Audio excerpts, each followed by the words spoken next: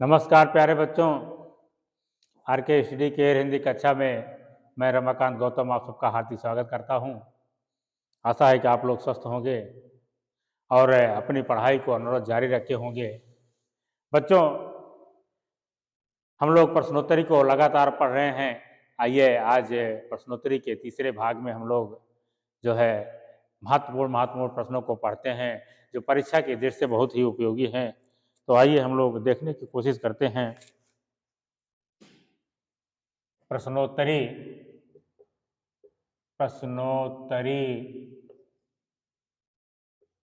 भाग 3। हम लोग आज प्रश्नोत्तरी भाग 3 देखेंगे। तो पहला क्वेश्चन हम लोग देखेंगे, निराला की यानी सूर्यकांत त्रिपाठी निराला की यथार्थवादी रचना कौन सी है? निराला की यथार्थवादी रचना कौन सी है? आप लोगों ने पढ़ा होगा निराला को। उन्होंने कहा कि वह तोड़ती पत्थर, मैंने उसे देखा इलाहाबाद के पथ पर, वह तोड़ती पत्थर। तो इसका उत्तर होगा वह तोड़ती पत्थर। आइए हम लोग दूसरे प्रश्न की तरफ चलते हैं। दूसरा प्रश्न हमारा कहता है,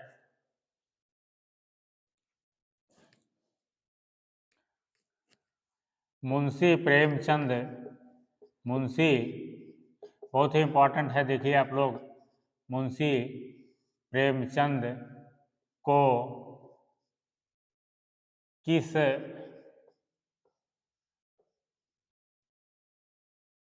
रचना के कारण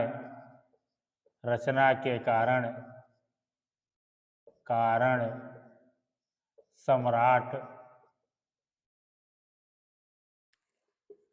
की किस रचना नहीं, यहाँ किस विधा लिख दीजिए, ज़्यादा अच्छा होगा। किस विधा के कारण सम्राट की उपाधि मिली? यानी मुंशी प्रेमचंद ऐसी कौन सी विधा लिखते थे जिस विधा के कारण उनको जो है सम्राट की उपाधि दी गई? तो आप लोग जानते हैं कि मुंशी प्रेमचंद को उपन्यास सम्राट कहा जाता है। उपन्यास सम्राट, तो उपन्यास के कारण।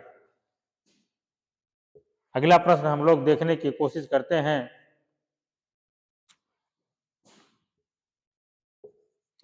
मुंशी प्रेमचंद जी की किस रचना को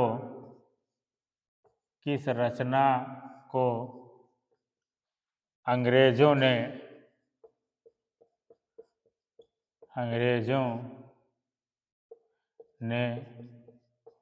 जब्त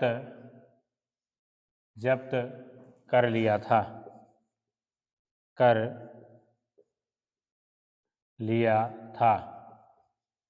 तो आप लोग जानते हैं कि उनकी एक रचना थी सोजे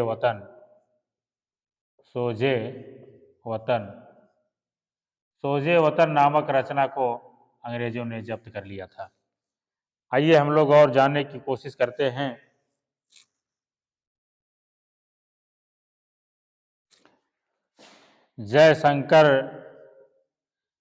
जयशंकर नाटककार जयशंकर प्रसाद के बचपन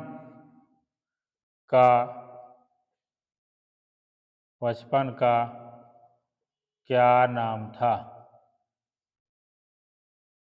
जयशंकर प्रसाद जी के बचपन का क्या नाम था? तो आप लोग जानते हैं इनके बचपन का नाम झारखंडी था। और भी हम कुछ जानने की कोशिश करते हैं।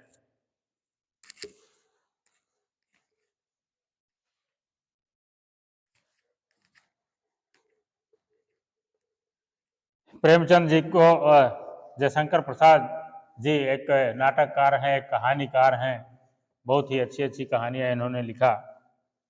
आइए हम लोग और कुछ जानने की कोशिश करते हैं।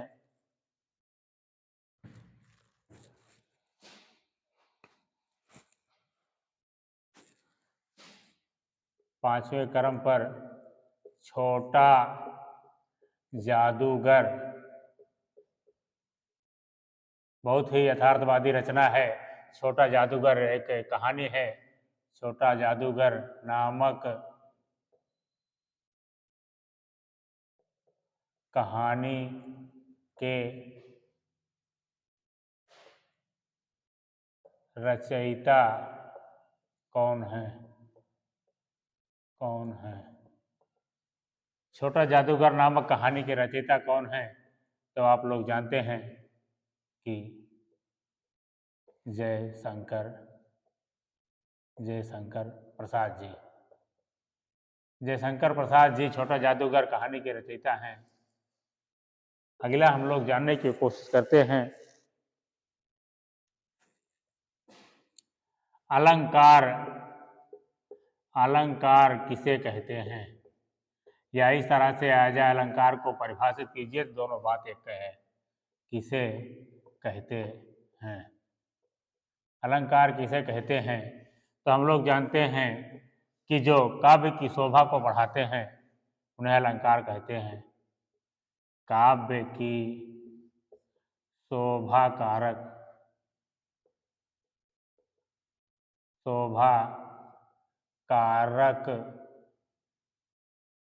उपकरणों को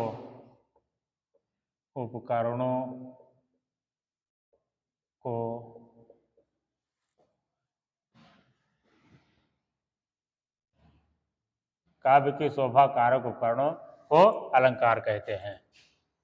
अगला हम लोग देखने की कोशिश करते हैं। अगला प्रश्न हमारा है,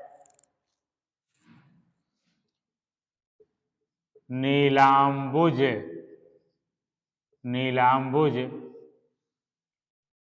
नहीं,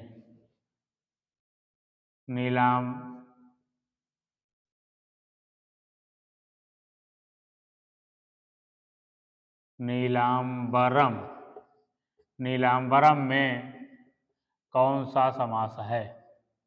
कौन सा समास है? अरे नीलांबुज भी सही था, बात एक है। नीलांबरम में कौन सा समास है? तो नीला है जो अंबर, यानी गुण बता रहा है, गुण को धारण कर रहा है, तो ये यहाँ हो जाएगा कर्मधारय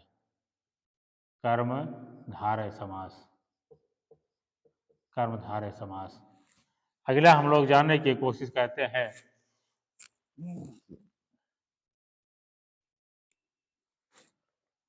पक्षी, व्याकरण से ही प्रश्न है।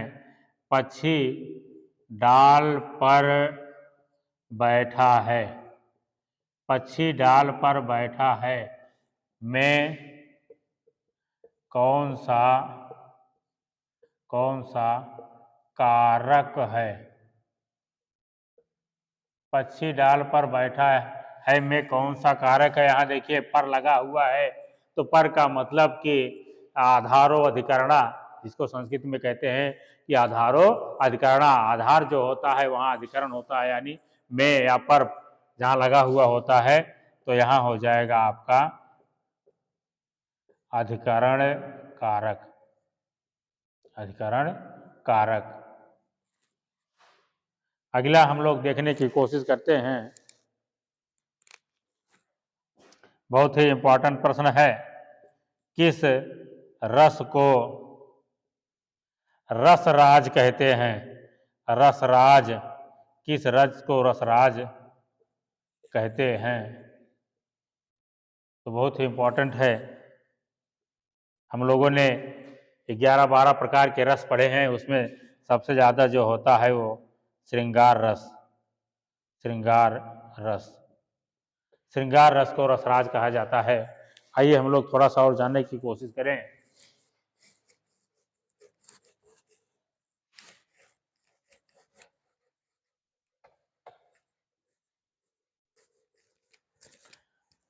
और हम लोग अच्छे प्रश्नों को जानने की कोशिश करते हैं।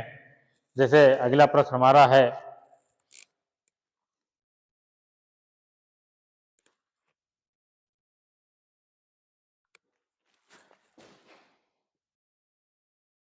नंबर होगा आपका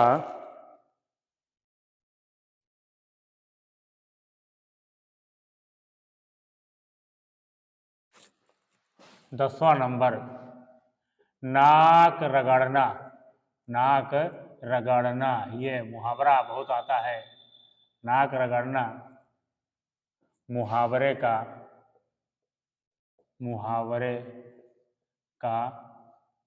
क्या अर्थ है? क्या अर्थ है? देखिए, नाक रगड़ना मुहावरे का अर्थ है क्या है, ये पूछा जा रहा है। बहुत ही महत्वपूर्ण है मुहावरा है, मुहावरा भी आता है हमारा। तो यानी नाक रगड़ना का मतलब खुशामद करना होता है। हम किसी को खुश करें, कोई भी काम हमारा फंसा हुआ है तो अगले के द्वारा हो रहा है तो हम उसको खुशामद करते हैं, उसको मनाते हैं, तो उसे कहा जाता है खुशामद करना।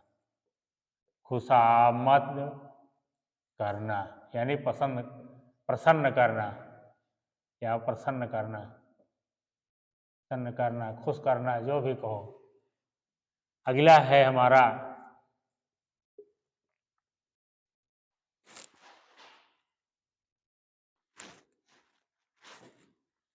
और भी हम देखने की कोशिश करते हैं कि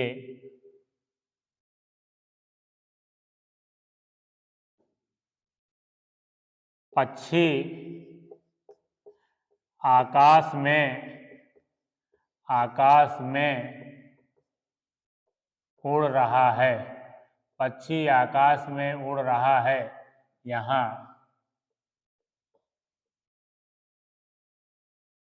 कौन सा कारक है? कौन सा कारक है?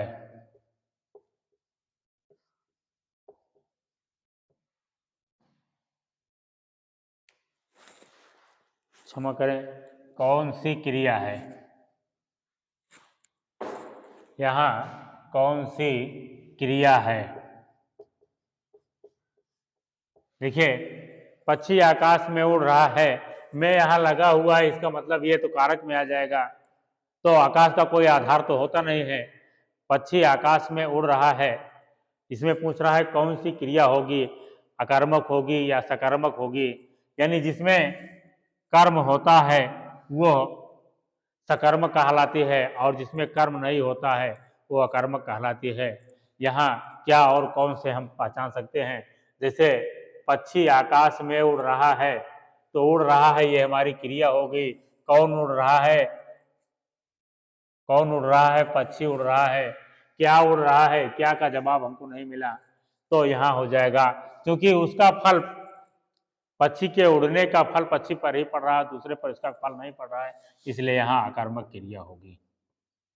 अकर्मक क्रिया, अकर्मक क्रिया। तो आज के लिए बस इतना ही बच्चों। आप लोग थोड़ा थोड़ा पढ़ते जाएं और इसको जो है नोट करते जाएंगे तो निश्चित रूप से आपको बल मिलेगा, आपको लाभ मिलेगा, परीक्षा में बहुत उपयोगी होंगे। और आप हमारी वीडियो को लाइक, शेयर, कमेंट, सब्सक्राइब जरूर करें। आज के लिए बस इतना ही। जय हिंद, जय हिंद।